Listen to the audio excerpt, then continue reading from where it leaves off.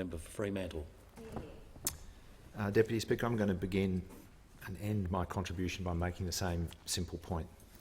The Medevac law passed earlier this year in the 45th Parliament has allowed desperate and damaged people to receive urgent and necessary medical care on the advice of highly qualified Australian medical professionals appointed by the Minister, and it does so with due regard to any reasonable security concerns. There isn't a reasonable basis for removing a process that allows the medical evacuation of people who need urgent medical attention that they're not getting. And the member for Isaac gave a brilliant example earlier of the failures of the system, the failures of the Minister, and the literally grave consequences that have followed those failures. It's only possible to understand this bill as a kind of narrow-minded tit-for-tat. The Medevac laws were passed against the government's wishes, so they have to be removed. They were passed in defiance of the member for Dixon's kind of all-powerful, bleak vision of impending apocalypse, so they have to be removed.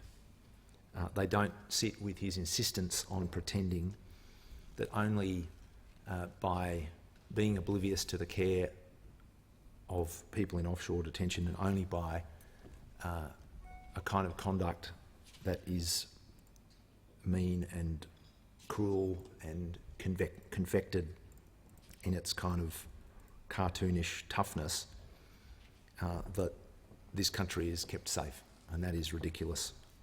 But that's why these laws apparently have to be removed. It's not how we should make policy and laws in this place.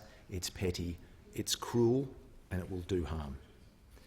No one who turns their mind to what the Medevac law has enabled could seriously want to see that process removed. Despite all the hyperventilating about what would occur if the laws were passed, the only thing that has occurred is that seriously unwell asylum seekers have received proper medical care. Deputy Speaker, I'm not surprised that there has hardly been a government member who has spoken in support of the bill whose purpose is to get rid of medical evacuations on the advice of medical professionals. We know, all of us in this place know, there are people in offshore detention who are seriously and acutely unwell, and they haven't had and they don't have access to appropriate medical care. The 2018 report from the Refugee Council of Australia and Amnesty International has noted, and I quote, "The men sent to PNG are being broken. As their physical and mental health rapidly decline, some have died. Others have become permanently disabled, and one man has become blind. Many are suffering from chronic illnesses." In 2016, the UNHCR found that 88% of those on Manus Island were suffering from depression, anxiety and/or post-traumatic stress disorder, which were found, and I quote, "in the highest recorded rates of any surveyed population." And we have to ask ourselves, is it really surprising that men, women and children who are in offshore detention on an indefinite basis are suffering that kind of chronic and severe mental ill health in particular? It shouldn't be. They're people who have fled persecution. They've experienced trauma. Some have experienced physical violence, torture or rape. Some have fled war or civil war. They've left their homes and their homelands, fearing for the lives and the lives of their family. They've fled with nothing, and they have left friends and family behind. These are circumstances that it will be hard for most of us, most people in this country, to take hold of and to really grasp, but they are circumstances that many families in Australia have experienced or are connected to. Indeed, there are people in this place whose families came to Australia in circumstances not all that different. We're a migrant nation. We've received refugees and people otherwise fleeing the aftermath of war and conflict throughout our modern history.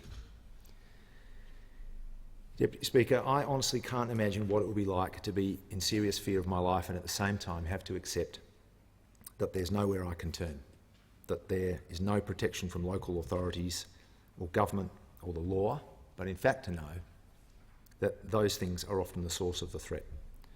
But surely all of us can understand that people who have been through that experience would seek asylum if they possibly could from those conditions. Fleeing Nazi Germany, fleeing the Khmer Rouge, fleeing the Taliban, fleeing any number of conflicts that have occurred and are occurring. The people on Manus and Nauru have been waiting for that asylum for 6 years, and in some cases they've been seeking asylum for longer than that. On top of past trauma and persecution, they have suffered and they continue to suffer the uncertainty and stress and hopelessness of indefinite detention. They're separated from family. They're detained. They're effectively incarcerated. They desperately want to be resettled, to recover, to get on with their lives, and yet it seems that they have less and less hope of that occurring. So their lives have been trauma, dislocation, detention, isolation, hopelessness. Taken all together, that is a recipe for mental ill health, and it's no great surprise, it is producing serious mental ill health. Illnesses that are as acute and severe as you would want to imagine. People are hurting themselves. Children are hurting themselves. They don't want to be alive anymore in the conditions that they experience. In September 2018, there were still 109 children on Nauru. A joint report from the Refugee Council of Australia and the Asylum Seeker Resource Centre noted, and I quote, "Children as young as 7 and 12 are experiencing repeated incidents of suicide attempts, dousing themselves in petrol and becoming catatonic." Last year, in the aftermath of the Wentworth by-election, the government began moving children and families from Nauru. I think it is a terribly sad comment on how we respond to the clear evidence of harm and the clear prospect of preventable harm that it took a by-election loss for the government to make that happen. But I'm glad that something shifted. Deputy Speaker, children who have lived most or all of their lives in detention are seriously sick. Thankfully, some of them are now getting proper health care. The Independent Health Advice Panel has said, and I quote, "There is no access to high-quality inpatient psychiatric care in Nauru, and patients with severe mental illness and at high risk of suicide should be transferred to a hospital with appropriate inpatient psychiatric care." Deputy Speaker, I know there were children from Nauru who received inpatient care for acute mental ill health in WA late last year on that basis. There were kids in the new Perth Children's Hospital. A young child and a parent in a locked ward with an Australian Border Force or Serco employee stationed at the door. You know, you're not in that kind of place unless you have been assessed by Australian professionals as being at risk, your survival at risk, a child. I know everyone in this place cares about the well-being of children. We all acknowledge the need to do better when it comes to mental health care, especially for Aboriginal kids. And we need to do better for those who are still in offshore detention centres. The Medevac bill passed in the 45th Parliament, passed in this chamber only a few months ago, was one small, necessary, sensible, compassionate, Christian step in that direction. And Deputy Speaker, allowing the men, women and children who are or have been in offshore detention to receive appropriate medical care through a proper process does not in any way affect the security or safety of Australians.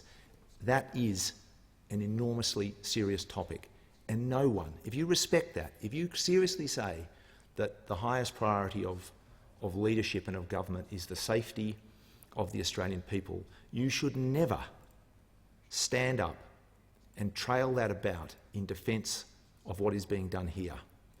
It is a serious duty. It should not be used by a government and by a minister who simply wants to make themselves out as the toughest, baddest person who ever walked around. There is no courage in that. There is no courage in that. It is ridiculous, and we see it in here every day. So far, there have been 77 transfers with 19 cases referred to the independent health advice panel appointed by the government.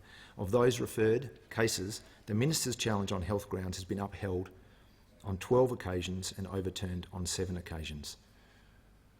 The minister has not used his power to deny any transfer on the basis of national security or public safety or character grounds. Has never sought to use that power which he has. In other words, the system is working.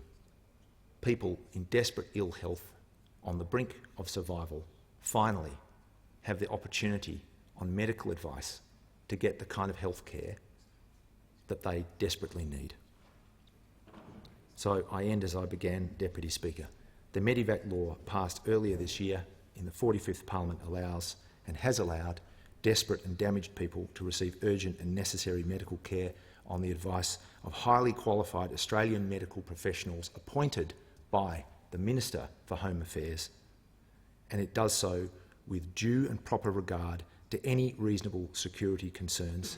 There is no reasonable basis to change that, and when we vote on it shortly, I really hope that those opposite hold on to what they are doing, because you are turning your back on a sensible piece of law that has enabled a absolutely desperately needed process for people who are hurting themselves and who are dying because they are so mentally unwell. There's no reasonable basis on which to take away that process. There's no reasonable basis for this bill, and the Medevac system should not be changed. Thank you.